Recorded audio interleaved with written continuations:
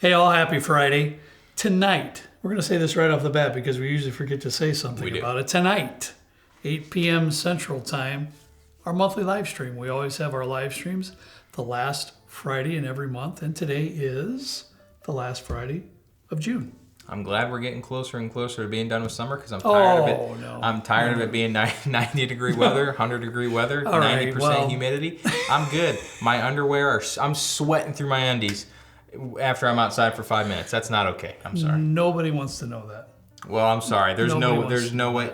Come walk outside my front door one morning when it's 90 degrees at 7 a.m. and it's disgustingly humid. We had a few pretty hot and humid days, but normally it isn't that bad. Now, come on. Way better than that sub-zero snowy stuff. But anyways, all day. we could talk. Him and I could argue about that for the next 20 minutes, but we'll get past that. So what I conjured in my head, and sometimes some crazy things go around my head.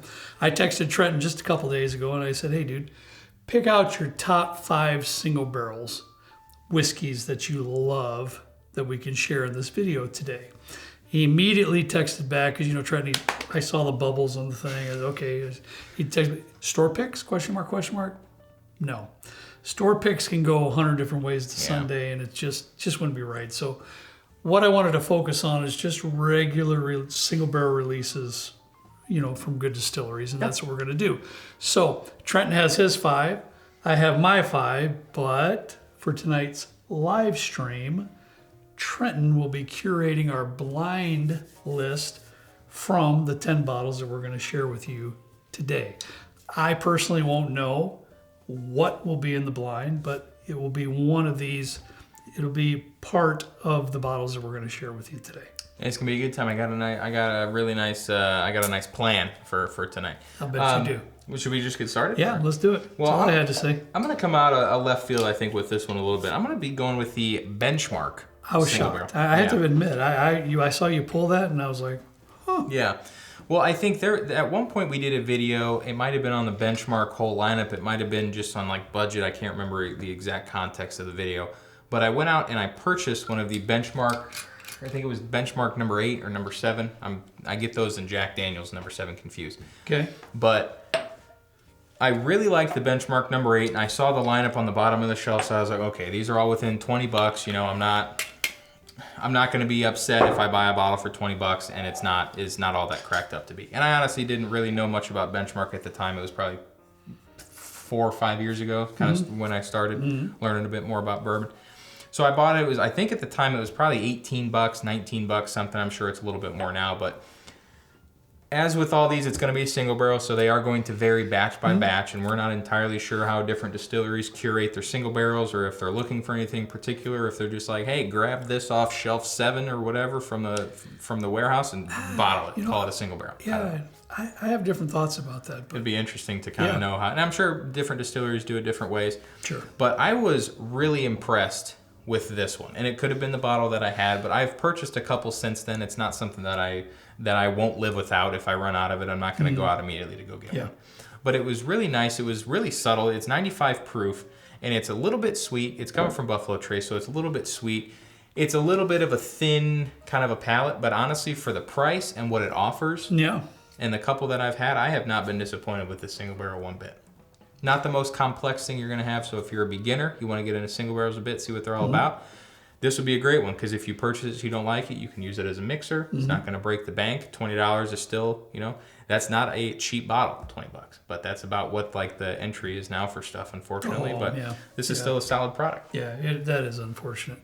I'm a little bit surprised by that, Trent. But, I knew you would be. I just took a little sip out of it, and it's pretty solid. Yeah. I got to keep you on your toes sometimes, Well, I don't have one of those options. I feel bad at the moment because I'm usually the budget guy. I'm the one that usually pulls bottles that are on the cheaper side of things and give folks an option for something that doesn't break the wallet, but I don't have that at the moment, so I'm going to go with, I'm glad you do. I'm going to go with this old 55 single barrel. You folks have seen it on our channel before. I love this bottle. I think Trenton does too. But it's 100 proof. It is bottled in bond, but it will cost you about $80. Probably at least my second, maybe my third bottle I've had here down at the basement bourbon bar.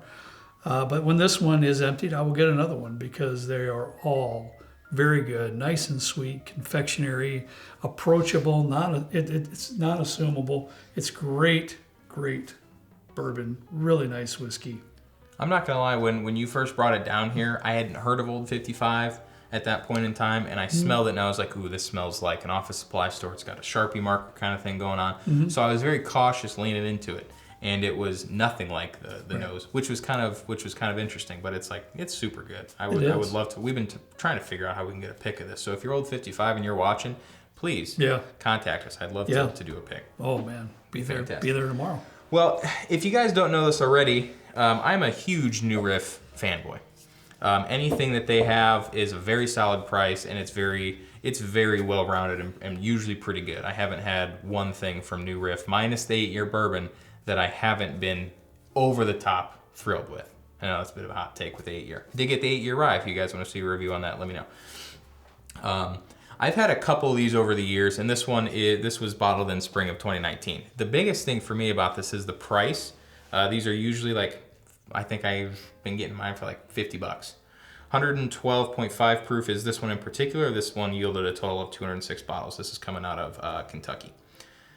Fantastic. It's very well rounded. What I haven't gotten, and like I've gotten with other single barrels like an Evan Williams, it's just like really... It's really hit or miss with Evan Williams single barrels. That's the only reason I think this, spoiler, it's not in this video. And that's the reason why. I could have actually brought that out with Trenton's here, although I know it's in a Kentucky release only. Not anymore. Oh, really? Yep, but it's like $50, $55 now. What? Yeah, they took it out of. Forget it. It was Kentucky only. It was that's $32. A whole other Kentucky conversation. only, and then they bumped the price up $20. Yeah, we used to get them at $32. I do.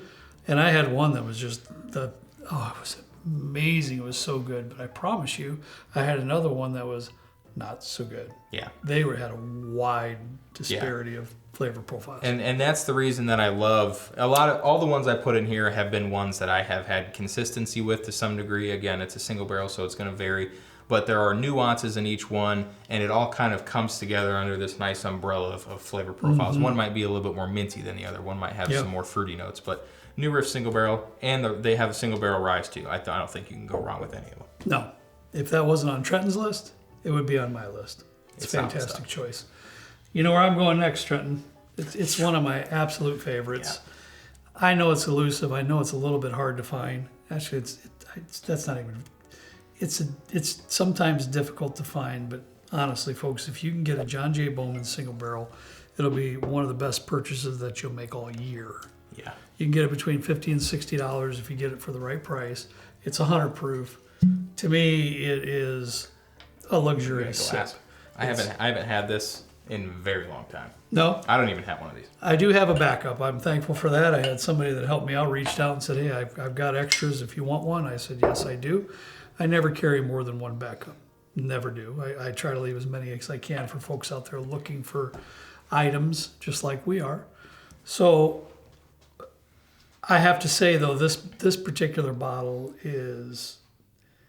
It's just one of those... And I know you think I'm an idiot, or not an idiot, you think I'm a weirdo. Have you heard some of the stuff that I say? Come on now. You remember when I talk about being in the rocking chair with my blankie and all that? Oh, yeah. You know, and being at home and just being relaxed? This is what I'd be sipping in that particular occasion. Is it? Okay. I'm surprised you didn't go with like a turkey for that or something. Well, I could that too. Yeah. I'm just saying this is be one in the rotation that I have the fireplace going. It's extremely approachable. It's got some beautiful sweetness to it. I just love it. It's great. If this for some reason grew legs and like grew some arms and hit me in the face, I would let it do it several times. It's that good. I'm a big fan of this one. I'm gonna have to try and find one for myself because it's fantastic. I love what they're doing. This is also Buffalo Trace. If you're not familiar with John J. Bowman, it's like a brand of Buffalo Trace. Yeah. Next up for me, also maybe not too surprising for those of you who watch frequently, is this Knob Creek Single Barrel 9-year. This is the 120 proof version. Again, just like with this one, I think these are also in the $50-ish range. I'm having a hard time keeping up with prices just because everything's all over the place right now. But I will. This is one of the ones that I will make sure that I have at all times. If I run out of a bottle, I usually have a backup. But if for some reason I don't, I'll go out and get one right away. Yep. It's a fantastic thing to sip on. It's really well rounded across all the single barrels that I've had. Some of them do lean a little bit more of that like Jim Beam nuttiness than the other ones, but it's fantastic. I use it for cocktails sometimes if I want something a little bit more proofy. I can't find my own Granddad 114. It's on the trash can in the center console. You know how it goes. But this is just all around fantastic. I even think if you're not a huge Jim Beam fan, this is a nice single barrel to kind of go for. I just thought of something. I was at Costco with your mom 2 days ago, or no, I was sick. Anyways, several days ago. They had old Granddad 114 on sale for $21. Costco. Bottle of Bond or 114? 114. $21? $21. Should have bought the whole pallet. Yeah. Good. Loaded that up in the truck. Yeah. Anyways, I don't even know why I thought of that, but it is what it is. Good bottle trend. I don't know if it'd make my top 5, but I think that's a solid choice. I really do. I'd be shocked it's if good a Jim stuff. Beam product made your top 5. I'm going to be honest with you. I know, but no hard feelings. But I'm not going to argue that, though. That's a good choice. Just like with... Oh, I thought you were going in a different route. No. Yep. Nope, I'm going to go this one, guy. You know it had to come up sooner or later. I think everybody that knows me well enough to know this is going to come up. Russell's Reserve Single Barrel. I believe in my heart of hearts, this is a single barrel that is extremely consistent. It has that wonderful wild turkey notes, but it's all grown up. Dang it. It's all grown up. It also gives you a lot more depth to the sip than a normal, of course, than a Wild Turkey 101, or even for me in the barrel proof. This one here is a little bit more astute, I would say. That's just a little bit more of a higher end type sipping bourbon for me. Now this one here, price points, I don't know what it is anymore. I used to buy this all day, every day for $68, $70. I don't think it's that anymore. I'm sure it's not that anymore. It's probably closer to $80. I did have a couple of these. I emptied one. This is this. I do not have a backup of this one, but it has to be in my top 5 though. Absolutely has to be. This tastes like a PhD. Just like a... What? Yeah, this Russell's. Which is maybe why I am not a huge fan, because I'm like allergic to education and like learning. I don't like school and reading, so it makes a lot of sense. But I really envision like an owl with a graduation cap, like sipping this in like in front of a fire or something. There you go. There you go. It's with some reading glasses or something. Yeah, like really sure. What's it, like astute looking or like a sophisticated looking with his fancy PhD and whatever. So this is something maybe Robert Sheard might. Yeah. Our friend Robert might enjoy. Makes sense. Sipping. Makes sense. Very why astute gentleman, very educated. Yeah, unlike yours truly. Yes. All right. Next up, going with something a little bit lighter. This is a weeder coming from Rebel. This is Rebel 10-year single barrel. This in particular is 100 proof. Mm-hmm. And funny story about this one. I wasn't even looking for this, and at the time I don't know if everybody else has this experience in their bourbon journey, whiskey journey, whatever the case may be. But I was on like a spending spree. So I was just really buying anything new and different that I could find at the liquor stores. And at the time, that's when bourbon hunting still a big thing. But like finding stuff like this was kind of like a jackpot moment for me. And I was on my way to urgent care because I was coming back from New York from swimming. I had this like weird rash or something. I thought I might have had shingles, which made no sense because it was on both sides of my body. So I was on my way to the urgent care, and I swung by Wise Guys and found this. It was $80, and I was absolutely happy that I bought it, and I was thrilled. This thing is fantastic. This is not my bottle. This is Kurt's. He also has one. My bottles are a little bit better than what Kurt's been able to get. So again, discrepancy with some single barrels and the flavors and the goodness that you might get in it. I love these. The weeder, it's a little bit sweeter, 100 proof. It's really nice. Yeah, that's one that wouldn't be on my list. Only because the disparity of the single barrels, because if I had only had Trenton's bottle, it'd be on the list. Oh, okay. But I've had a couple other ones that were just okay. Yeah. So I like this one a lot. All right, touche to you, buddy. I'm going to put one on here too that I know you wouldn't put on your list as well. I'm going to put on the Four Roses single barrel. Trenton in general just isn't a Four Roses fan. I do like it. I think most all their stuff is very enjoyable for me personally. This one's a high rye bourbon. This is another one though. Trend is not going to break the bank. I'm sure now it's closer to $50. I used to be able to buy these between $38 and $42. Okay. So I'm sure that's not the case now, but it's 100 proof, high rye, so you get that nice high rye flavors that that come along with it. And I think it's extremely consistent. I think it's a great bottle. I love it. If you are an employee of Four Roses or know an employee of Four Roses, just clip this and send it to them. Please make a Four Roses rye. Make it a single barrel. You do high rye bourbons already, so you have some experience with the high rye. I would be over the moon. That might even turn me into a Four Roses fan. I don't know, because Really? I do in the Four Roses I do like the rye, but there's something about it that I'm just not the biggest fan of. Similar to I feel like Russell's and Four Roses are very traditional type bourbons. Sure. But even Russell's has a rye. So like Four Roses, what are you doing? I don't know if has something to do with the heritage or the founding of Four Roses, like it was going to be bourbon only, and they're just rye is never going to be a thing. But I would be thrilled to see Four Roses do something a little bit different outside their 10 recipe thing and come out with the rye. I think it's about time. Well, I'm hearing you. I'm hearing you, Yeah. because it's kind of been the same. Four Roses to me is a little stagnant. Yeah. I understand that. Yeah. Yeah, I'll But listen to that. still good nonetheless. All right. Ish. What's your last bottle, buddy? My last bottle, and I could not leave a rye out of this, so I'm going with Jack Daniel's rye. Of course you could. I'm sorry, but I think, and this might be a little bit of a hot take for some, but I think Jack Daniel's has been doing some of the best ryes out there since 2020. I think this was their initial debut of the 2020 special release for the annual. I don't know if it's their Heritage Collection or what they call it. It's not going to be on here. Stupid me. But that really kind of set the tone for Jack Daniel's rye for me. I was fortunate enough to get one, and we actually both got one, and it was to date one of my favorite ryes that I've ever had. And then they came out with the 2022 or 2023 twice barreled rye. That was also absolutely incredible. I loved every bit of that.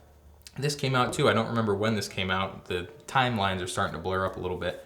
But I was a little bit worried that this was going to be just kind of okay. The Jack Daniel's Bottle and Bond rye I thought was just okay. And I thought this was going to be another one of those single barrels, $70. I can take it or leave it. But I've gone through about two of them, maybe two and a half of them since that initially came out, and I've loved every minute of the bottles that I've had. Again, single barrel, but there's some really nice consistency throughout the ones that I've had so far. One of them has been way mintier than the other one, and the other had a little bit more of this rye spice, a little more peppery, allspice type of a thing. But I love it. I think Jack Daniel's does fantastic rye. I can't disagree with Yeah. that. It's really good stuff, and I don't know, folks. I'm sure everybody out there is going to assume my last bottle would assume that my last bottle would be the Jack Daniel's barrel proof, the single barrel proof bourbon. But it's not. And the only reason it's not on my list, and I'm sure probably the main reason it's not on Trenton's list, is because he already chose the rye.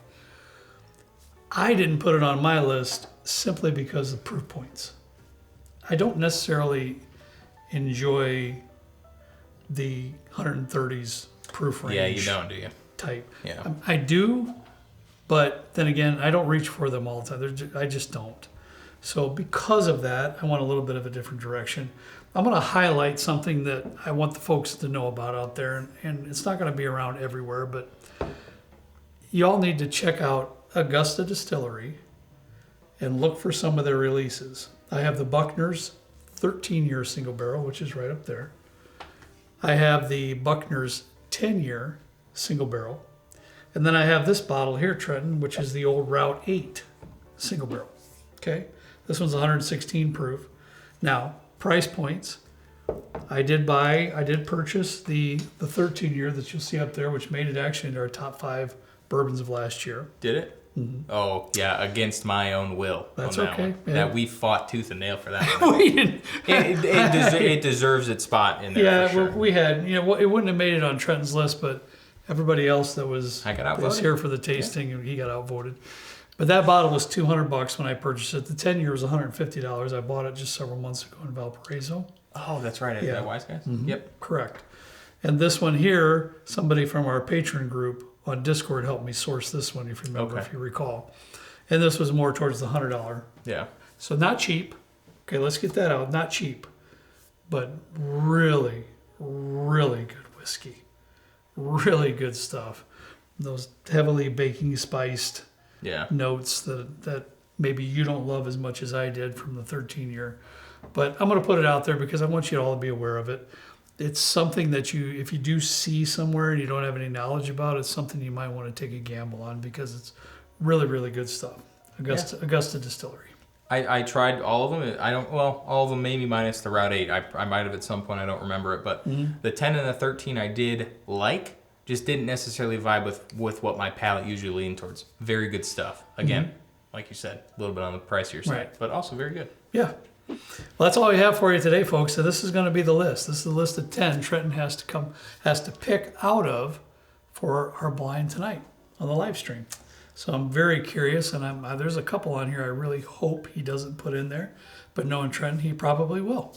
That's just the way it'll be. I am looking at it now. I already got my 5, 6, 7, 8. We might do all 10. Who knows? No, you won't. I might. No, you won't. Yeah, make sure you don't miss that tonight at 8 p.m. And yeah, we'll see you there. All right, guys. Have a great day. If we don't see you tonight on live stream, have a great weekend. As always, we're going to ask you to please drink responsibly. See you next time right down here with Trent and me in the good old basement bourbon bar. See you later.